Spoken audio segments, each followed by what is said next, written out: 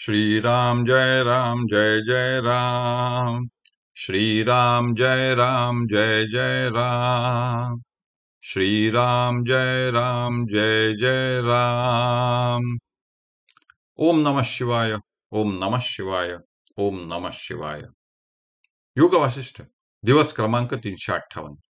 उपशम प्रकरण सर्ग 32। वसिष्ठ पुढे म्हणाले, श्रीरामा, अशा रीतीने मनाने चिंतन केल्यानंतर प्रल्हादाने आपले शरीर नारायणात्मक केले. मग त्या असुर शत्रू नारायणाची पूजा करण्याच्या हेतूने आपल्या मनाशीच तो म्हणाला, स्थूल, सूक्ष्म आणि पर अशा ज्या वैष्णवी स्वरूपाची मी आता भावना केली, त्या स्वरूपाहून निराळी अशी कोणतीही समष्टीरूप किंवा व्यष्टीरूप देवता मूर्ती नाही, हे सत्य आहे. परंतु हाच मदरूप विष्णू माझ्याहून निराळा आहे, अशी मी आता त्याचे पूजन करण्यासाठी भावना करतो.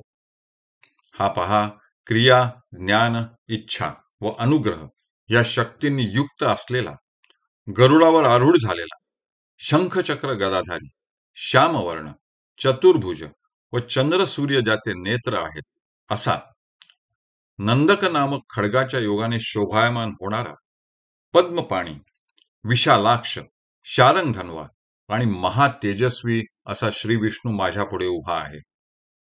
आता मी ह्याची सर्व देवगणांसह प्रथम मनोमय पूजा सामग्रीने मानस पूजा करतो आणि नंतर मी या महादेवाची पुन्हा रत्नादी बाह्य पूजा समारंभाने पूजा करीन. असा विचार करून प्रल्हादाने मनाने सर्व पूजा साहित्य गोळा केले व त्या माधवाची मानस पूजा केली. त्याने मनाने रत्नखचित पात्रे जमा करून श्री विष्णूंना अभिषेक केला. चंदनादी सुगंधी द्रव्यांचे लेप लावले. नानाविध धूप दीप समर्पण केले. अनेकविध अलंकार घातले.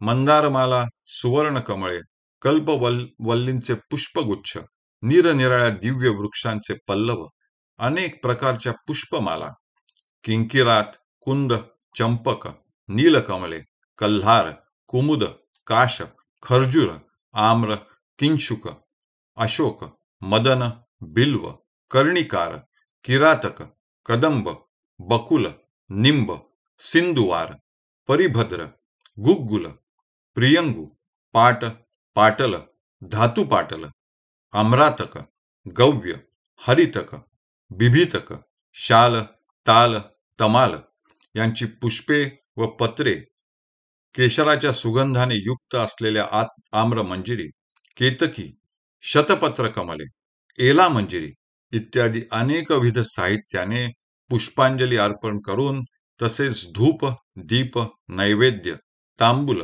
प्रदक्षिणा वगैरे सर्व यथोचित उपचार करून शेवटी प्रल्हादाने आत्मार्पण केले. अशा रीतीने त्याने आपल्या अंतःकरणात हरीची मूर्ती स्थापन करून जगातील सर्व ऐश्वर्य मनाने गोळा केले आणि मोठ्या भक्तियुक्त अंतःकरणाने श्री विष्णूंची मानस पूजा केली. मानस पूजेचे हे एक उत्तम उदाहरण आहे. अशी श्री विष्णूंची मूर्ती डोळ्यासमोर आणण्याची कला प्रल्हादासारखा भक्तच जाणे.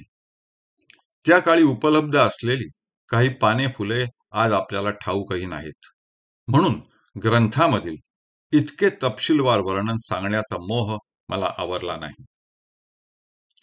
नंतर आपल्या देवघरात तशी मूर्ती स्थापन करून त्या दानवाधीशाने जनार्दनाचे बाह्यतः मोठ्या थाटाने पूजन केले. सर्व लौकिक द्रव्ये जमवून मानस पूजेच्या क्रमानेच त्याने बाह्य पूजा केली. अंतःकरणाला त्यामुळे संतोष झाल्याने त्याने दररोज श्री विष्णूंची पूजा अर्चा करण्याचा उपक्रम सुरू केला. त्यामुळे सर्व दानवांनी त्याचे अनुकरण करून विष्णू भक्ती करण्यास आरंभ केला. राजा हा प्रजेच्या आचाराला कारणीभूत असल्यामुळे जसा राजा तशी प्रजा हा आचाराच्या बाबतीत ठरलेला नियम आहे.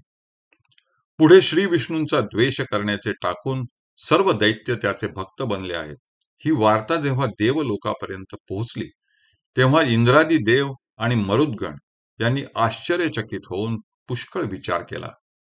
पण दानवांनी विष्णूचा द्वेष टाकून त्याची भक्ती का आरंभली आहे, याबद्दल कोणाचा काही तर्क चालेना. राघवा, अशा रीतीने आश्चर्यचकित झालेले देव अमरावतीहून निघून क्षीरसमुद्रामध्ये वास करणाऱ्या शेषशाही भगवंतापाशी पोहोचले.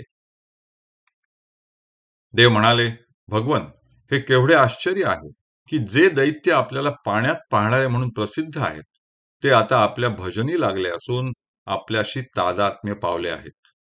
यात त्यांचे काहीतरी गुप्त कारस्थान असावे असे आम्हाला वाटते. कारण देव, मुनी वगैरेंचा द्वेष करून त्यांचे निवास उद्ध्वस्त करणारे दुर्वृत्त दानव कोणीकडे आणि अखेरच्या जन्मी प्राप्त होणारी वैष्णवी भगवत भक्ती कोणीकडे?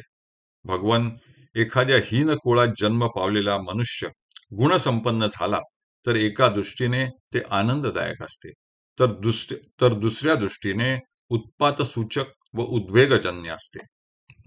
जे ज्या ठिकाणी युक्त नसते ते त्या ठिकाणी शोभत नाही. जो प्राणी ज्या सात्विक, राजस किंवा तामस प्रकृतीत उत्पन्न झाला असेल, किंवा जो ज्याचा नैसर्गिक गुण असेल, त्याने त्या गुणात राहावे हेच योग्य आहे. अयोग्य वस्तूंचा योग्य वस्तूशी संबंध जोडलेला पाहिला म्हणजे त्या अनौचित्य दोषामुळे सूज्ञ जनांना अपार दुःख होते. कमल हे जसे जलावर शोभून दिसते, तसे ते स्थलावर शोभत नाही. ज्याची ज्या ठिकाणी बसण्याची योग्यता असेल त्याने त्या ठिकाणीच बसावे व त्यातच त्याची शोभा आहे.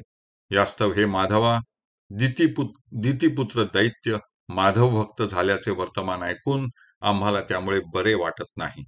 हरि ओम तत्सत, हरि ओम तत्सत, हरि ओम तत्सत.